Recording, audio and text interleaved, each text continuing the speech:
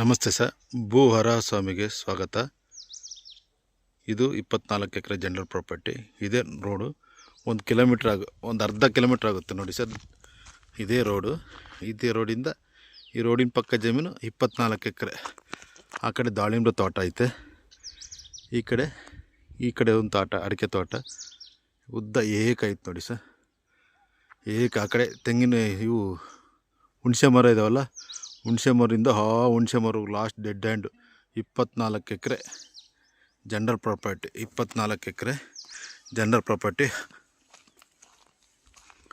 17 ಲಕ್ಷ ಆಗುತ್ತೆ. ರೀಸನಬಲ್ ಆಗುತ್ತೆ. ಬೆಂಗಳೂರಿಂದ 160 ಕಿಲೋಮೀಟ್ರ್ ಆಗುತ್ತೆ. ಬೆಂಗಳೂರಿಂದ 160 ಜನರಲ್ ಪ್ರಾಪರ್ಟಿ. ಚೆನ್ನಾಗೈತೆ. ರೆಡ್ ಸಾಯಿಲು ಇದೆ.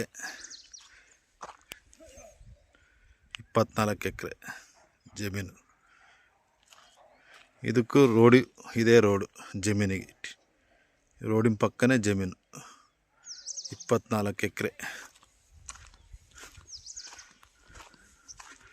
General property. ಬೆಂಗಳೂರಿಂದ 160 ಕಿಲೋಮೀಟ್ರ್ ಆಗುತ್ತೆ.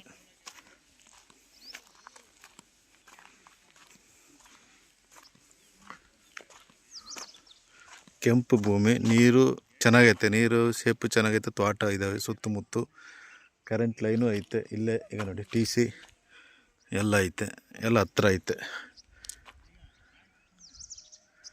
17 ಲಕ್ಷ ಹೇಳ್ತಾರೆ. ಕೂತ್ಕೊಂಡ್ರೆ ಯಾವಾರ ಬಗೆಹರಿಸ್ಕೊಡ್ತೀನಿ. ಚೆನ್ನಾಗೈತೆ. ಲೈಕ್ ಮಾಡಿ ಸರ್. Thank you.